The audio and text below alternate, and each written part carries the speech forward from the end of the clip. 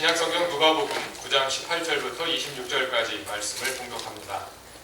예수께서 혼자 기도하고 계실 때에 제자들이 그와 함께 있었다. 예수께서 제자들에게 물으셨다. 사람들이 나를 누구라고 하느냐? 그들이 대답하였다. 세례 요한이라고 합니다. 그러나 엘리야라고 하는 사람들도 있고 옛 예언자 가운데 한 사람이 살아났다고 하는 사람들도 있습니다. 예수께서 그들에게 물으셨다. 그러면 너희는 나를 누구라고 하느냐? 베드로가 대답하였다. 하나님의 그리스도이십니다. 그런데 예수께서는 그들에게 엄중히 경고하셔서 이것을 아무에게도 말하지 말라고 명하시고 말씀하셨다. 인자가 반드시 많은 고난을 받고 장로들과 대제사장들과 율법학자들에게 배척을 받아 죽임을 당하고서 사흘 날에 살아나야 한다. 그리고 예수께서 모든 사람에게 말씀하셨다.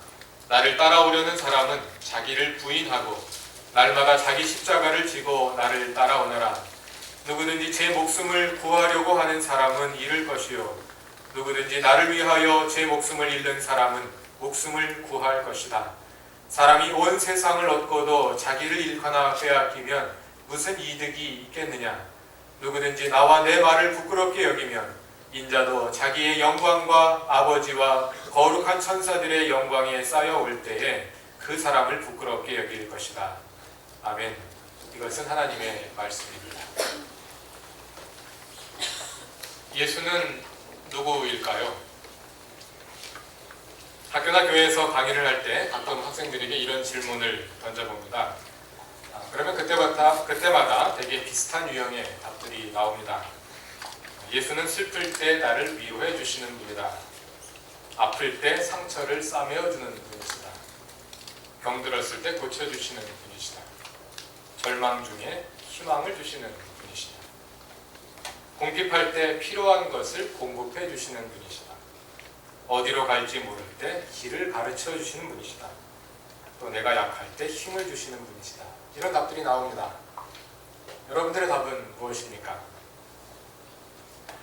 그런데 이 답들의 공통점은 엄밀하게 말해서 예수가 누구이냐에 보다는 예수가 나에게 무엇을 줄 수 있느냐에 초점이 맞춰져 있는 답들입니다. 예수를 나와 관련시킨다는 것은 좋은 점입니다. 예수가 단지 객관적인 교리 속에 머물러 계시지 않고 나와 개인적이고 친밀한 관계 속에서 경험되고 있다는 것은 바람직한 일입니다. 그러나 이러한 나 중심의 예수님 이해는 우리의 신앙이 아직 유아적인 단계에 머물러 있음을 보여주는 것이기도 합니다. 우리가 초등학교 다니던 시절에 해마다 어머니날 또는 어버이날이 되면 주어지곤 했던 글짓기 시간에 우리가 썼던 글을 떠올려보면 이와 비슷하지 않았습니까? 그 글들의 제목은 대개 어머님 은혜였고 우리는 어머니가 나에게 무엇을 해주셨는지 애써 기억해내며 원고지를 채우곤 했었습니다. 그러나 똑같이 어머니를 주제로 글을 쓰더라도 나이가 들고 나면 관점이 많이 달라집니다. 이효정이라는 트로트 가수가 부른 우리 어머니라는 노래가 있습니다. 마음 같아서는 한번 틀어드리고 싶은데 트로트라서 예배 분위기랑 잘 안 어울릴 것 같기도 하고 또 저작권 문제도 있고 그래서 그냥 가사만 소개해드립니다. 긴 머리 따 틀어 은비녀 꽂으시고 옥색 치마 차려입고 사뿐사뿐 걸으시면 천사처럼 고왔던 우리 어머니. 여섯 남매 배고를 까 치마끈 졸라매고 가시밭길 헤쳐가며 살아오셨네. 해진 옷 기우시며 긴 밤을 지새울 때 어디선가 부엉이가 울어대면은 어머니도 울었답니다. 긴 머리 빗어내려 동백 기름 바르시고 분단장 곱게 하고 내 손 잡고 걸으실 때 마을 어기 허안했었네 우리 어머니. 여섯 남매 자식 걱정 밤잠을 못 이루고 70평생 가시밭길 살아오셨네.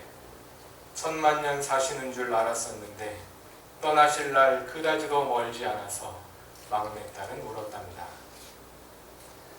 이 노래를 들어보면 우리가 성숙해 가면서 어머니에 대한 인식도 성숙해 간다는 것을 엿볼 수 있습니다. 어머니가 나에게 무엇을 주느냐를 넘어서 어머니의 존재와 인생 자체에 관심을 가지게 되고 그 안에서 나 자신의 모습을 발견하게 되는 것입니다. 물론 이 노래에도 여섯 남매 배고를 까 치마끈 졸라매고 가시밭길 헤쳐가며 살아오신 어머니에 대한 막내딸의 회상이 들어있습니다만 그것이 단지 그 은혜를 받은 자의 입장에서 기억된다기보다는 이제 성숙한 한 여자의 입장에서 한 여자로서 어머니를 이해하고 있는 것을 볼 수 있습니다. 그러한 관점에서 어머니도 가끔씩 해진 옷 기우며 긴 밤을 지새울 때 어디선가 부엉이가 울어대면 훌쩍훌쩍 눈물을 흘리시던 그 모습을 떠올리며 이제는 그 울음을 이해하게 되고 나도 어머니를 떠올리며 눈물을 흘리게 됩니다. 내 자신이 성숙한 여인이 되고 보니 비로소 어머니를 이해하게 되었고 어머니를 이해하기 때문에 비로소 어머니와 함께 눈물을 흘릴 수 있게 된 것입니다. 예수님에 대한 우리의 암도 마찬가지입니다. 예수가 우리에게 무엇을 주실 수 있는가 찾는 단계를 넘어서 예수가 누구이신지에 관심을 갖게 되고 알게 될 때, 그리고 그 예수와 함께 울고 웃을 수 있게 될 때 우리의 신앙도 비로소 성숙해가고 있다 말할 수 있을 것입니다. 지난 주일까지 살펴본 누가복음 8장에서 우리는 예수께서 여러 가지 방법으로 제자들을 훈련시키는 것을 확인했습니다. 예수는 하나님 나라를 선포하시고 귀신을 쫓아내고 병자들을 고치시는 것을 장소까지 옮겨가면서 제자들에게 직접 보여주시고 훈련시키신 후에 9장에서는 실제로 그것을 해보도록 제자들을 파송하십니다. 누가복음 9장에는 이렇게 8장부터 계속되어 온 제자됨에 대한 교훈이 계속되면서 8장 이전부터 이어져 내려온 또 하나의 중요한 주제가 발전됩니다. 그것은 예수를 아는 것입니다.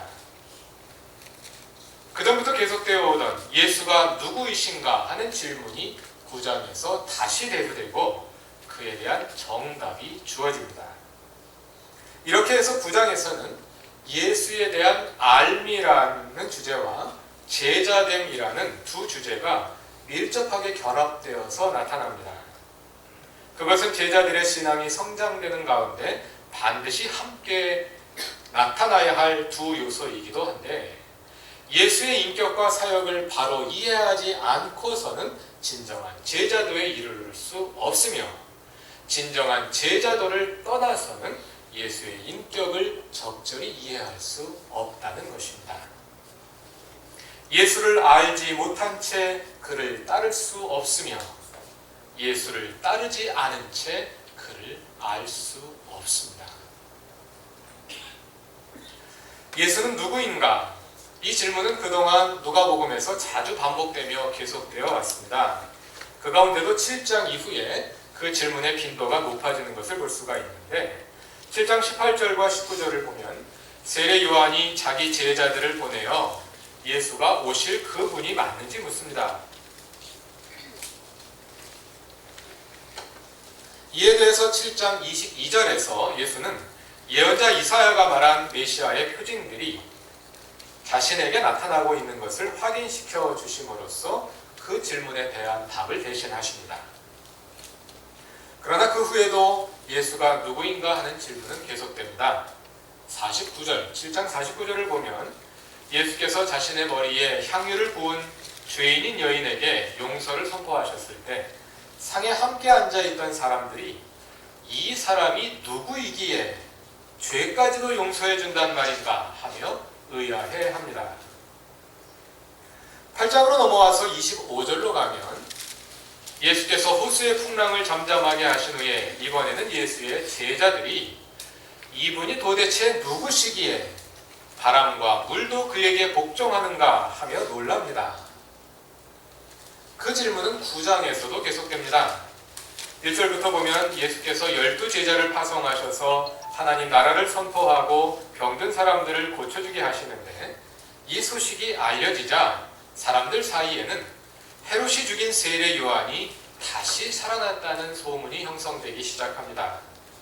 구절을 보면 그러자 헤롯이 놀라서 이렇게 말합니다. 요한은 내가 목을 베어 죽였는데 내게 이런 소문이 파다하게 들리는 사람은 누구인가? 이 사람 저 사람에 의해 예수가 누구인가 하는 질문이 계속되고 있는 것입니다. 그러한 연속된 질문은 9장 18절에서 예수님 자신에 의해 절정을 맞이하게 됩니다. 예수께서 제자들에게 물으십니다. 사람들이 나를 누구라고 하느냐? 그에 대해 제자들이 이런저런 답을 제시하시자 예수께서 또 다시 물으십니다. 그러면 너희는 나를 누구라고 하느냐? 누가복음 초반부터 계속되어 온 예수가 누구인가 하는 질문은 예수 자신의 질문에서 절정을 맞으며 드디어 베드로에 의해 그 정답이 주어집니다. 그것은 바로 예수가 그리스도이시다. 다시 말해서 유대인들이 수백 년 동안 제국의 식민지로 평화 없는 삶을 살아오면서 간절하게 고대해온 메시아가 바로 예수 당신이시라는 고백입니다. 그러나 베드로가 예수는 그리스도이시라고 고백하자마자 예수님은 마치 기다렸다는 듯이 베드로의 그리스도 고백을 수정해 주십니다. 그리스도, 즉 메시아는 왕입니다. 제자들이 고백한 그리스도는 권력으로 나라를 일으키고 정복하고 세계 모든 나라 위에 이스라엘을 우뚝 세울 왕으로서의 그리스도입니다. 그러나 예수는 베드로가 기대하는 그런 의미의 그리스도, 즉 유대인들이 기다려오던 권력자로서의 메시아가 아닙니다. 왜냐하면 예수는 장차 예루살렘 지도자들에 의해 배척당하고 죽임당하시게 될 것이기 때문입니다. 예수가 그리스도이시라는 베드로의 고백은 이렇게 예수님에 의해 친히 보완되어서 온전한 알므로 다시 태어나게 됩니다. 예수가 누구이십니까? 예수는 고난받고 죽임당하고 부활하실 그리스도이십니다. 그런데 앞에서 이미 말씀드린 바와 같이 예수에 대한 암과 예수를 따르는 삶은 서로 뗄 수 없는 관계에 있습니다. 십자가를 지실 그리스도에 대한 암도 마찬가지입니다. 예수님은 22절에서 고난을 예고하신 후에 바로 이어 23절에서 이렇게 말씀하십니다. 나를 따라오려는 사람은 자기를 부인하고 날마다 자기 십자가를 지고 나를 따라오너라. 예수를 따르는 사람이 왜 십자가를 져야 합니까? 그것이 바로 예수님 자신이 경험하신 현실이기 때문입니다. 예수에 대한 암과 예수를 따르는 삶은 함께 가는 것이기 때문입니다. 예수를 알지 못한 채 그를 따를 수 없으며 예수를 따르지 않은 채 그를 알 수 없습니다. 예수는 하나님 나라를 선포하셨습니다. 예수가 선포하신 하나님 나라는 단지 죽은 후에 갈 저 하늘나라만을 말하는 것은 아닙니다. 예수는 이 땅 위에 구현될 하나님의 다스리심을 선포하시고 행동으로 친히 보여주셨습니다. 병자들을 병에서 놓아주고 귀신 들린 사람들로부터 귀신을 쫓아내심으로써 하나님의 다스리심이 현실적으로 그들에게 임했음을 행동으로 보여주시는 것입니다. 하나님께서 우리의 현실 삶 속에 오셔서 친히 다스리시는 것입니다. 죽은 후에 비로소 하나님의 다스림이 시작되는 것이 아니라 지금 우리가 살아있는 이 삶의 현장에 하나님의 다스리심이 이미 임한 것입니다. 그런데 하나님 나라의 이러한 현실적인 의미를 가장 먼저 파악한 사람들은 다름 아닌 현실 통치자들이었습니다.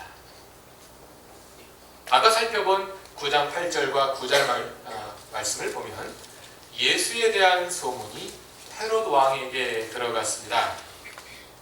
사람들은 예수를 가리켜 세례 요한이 살아났다, 엘리야가 나타났다, 옛 예언자 가운데 한 사람이 살아났다고 말합니다. 그러나 헤롯은 그 소문이 사실이 아니라는 것을 이미 알고 있습니다. 요한은 내가 목베어 죽였는데 내게 이런 소문이 파다하게 들리는 사람은 누구인가? 누가복음 13장에서 예수님은 헤롯을 가리켜 여우라고 말합니다. 헤롯은 여우입니다. 그래서 예수가 누구인지 정확히 알지는 못할지라도 최소한 가만두어서는 안 될 위험한 인물이라는 것을 알고 있습니다. 그래서 결국 누가복음 13장 31절에 가서 보면 헤롯은 예수가 위험 인물이라는 사실을 알고 예수를 죽이려고 합니다. 누가복음 13장 31절입니다. 예루살렘의 대제사장들과 서기관들과 율법학자들도 예수가 선포하는 하나님의 나라가 결국은 자기들의 현실적인 이익과 터전을 위협하리라는 것을 알았습니다. 그래서 예수를 죽이려 한 것입니다. 예수께서 선포하시는 하나님의 나라는 이렇게 우리의 현실 속으로 파고드는 것입니다. 우리의 현실 속에서 구체적으로 실현되어야 하는 것입니다. 따라서 우리가 하나님의 나라의 선포자가 되고자 할 때 하나님의 다스리심을 우리의 삶 속에 구체적으로 실현하고자 할 때 우리도 예수처럼 반대자들에 직면하게 될 것이고 예수처럼 십자가를 지게 될 것입니다. 그럼 자기 십자가를 지고 예수를 따른다는 것은 구체적으로 무엇을 의미할까요? 23절에서 예수님은 우리에게 자기를 부인하라고 말씀하십니다. 이 세상의 통치자들로부터 부인당한 것이 예수의 운명이었습니다. 자기를 부인하는 것은 예수께서 세상의 통치자들로부터 부인당한 것처럼 우리도 그 세상으로부터 인정받기를 기대하지 않는 것입니다. 24절에서는 이렇게 말씀하십니다. 누구든지 제 목숨을 구하고자 하는 사람은 잃을 것이요 누구든지 나를 위하여 제 목숨을 잃는 사람은 목숨을 구할 것이다. 십자가를 지는 것은 예수를 위해 죽기를 마다하지 않는 것입니다. 인생의 의미를 못 찾아 자살하는 것이 아닙니다. 예수를 위해 죽고 예수를 위해 사는 것입니다. 또 25절에서는 이렇게 말씀하십니다. 사람이 온 세상을 얻고도 자기를 잃거나 빼앗기면 무슨 이득이 있겠느냐. 여기에 나오는 얻는다, 잃는다, 이득을 얻는다 하는 동사들은 모두 다 상업 용어들입니다. 예수를 따르다 보면 이 세상에서 손해를 볼 수 있다는 것입니다. 세상을 얻고 나를 잃는 어리석음에 빠지지 말고 그리스도를 위해 세상의 이익을 포기할 각오를 하라는 것입니다. 마지막으로 26절에서는 이렇게 말씀하십니다. 누구든지 나와 내 말을 부끄럽게 여기면 인자도 자기의 영광과 아버지의 거룩한 천사들의 영광에 쌓여올 때에 그 사람을 부끄럽게 여길 것이다. 예수를 따르다 보면 예수로 인해 부끄러움에 처할 수도 있다는 것입니다. 예수를 따르기 위해 목숨을 잃을 수도 있고 세상에서 손해를 볼 수도 있고 이 세상에서 부끄러움을 당할 수도 있습니다. 그것이 십자가를 지고 예수를 따르는 제자의 삶입니다. 그러나 그러한 고난에도 불구하고 우리가 예수를 따를 수 있는 것은 다시 오실 그리스도를 바라고 기대하기 때문입니다. 그리스도인 예수를 바로 알 때 비로소 우리는 우리의 십자가를 지고 예수를 따를 수 있습니다. 역으로 이 땅에서 예수를 따라 살고자 애쓰고 또 그로 인해 당하는 위협과 손해와 부끄러움을 경험해 본 사람은 이 땅에 존재하는 악의 실제가 무엇인지 알아챌 수 있습니다. 그리고 그러한 사람은 예수가 왜 십자가를 지셨는지 이해할 수 있습니다. 예수의 십자가를 알지 못한 채 그를 따를 수 없으며 나의 십자가를 지고 예수를 따르지 않은 채 그의 십자가를 이해할 수 없습니다. 철없던 막내딸이 세파를 이기며 자라나 나이가 든 후 비로소 어머니를 이해하게 되듯이 우리도 그렇게 우리의 신앙이 성숙하여 예수 그리스도의 십자가를 이해할 수 있게 되길 기대합니다. 예수를 알고 그 예수를 본받아 우리의 십자가를 지고 날마다 주를 따라가는 성숙한 제자들이 되시길 바랍니다. 우리가 그렇게 할 수 있는 이유는 눈에 보이는 이 세상이 전부가 아님을 알기 때문입니다. 우리는 하늘의 시민권을 두고 그 하늘 시민됨을 이 땅 위에 실현하며 살아가는 하나님 나라의 백성들이기 때문입니다. 하나님 나라의 백성답게 예수를 따라갈 때에 그 걸음을 예수께서 친히 인도하실 것입니다. 다 같이 기도드리겠습니다. 하나님, 십자가를 지신 예수를 바로 알고 나의 십자가를 지고 주를 따르기 원합니다. 이 땅의 현실에서 오직 예수를 위해 살아가며 고난이 따를지라도 그로 인해 기뻐하는 성숙한 믿음의 제자들이 되게 하옵소서. 우리의 힘과 노력으로 안 되는 일이오니 주께서 가르쳐 주셔서 예수를 바로 알게 하시고 그 예수를 따라 사는 것이 우리의 기쁨이 되게 하옵소서. 예수님의 이름으로 기도드립니다. 아멘.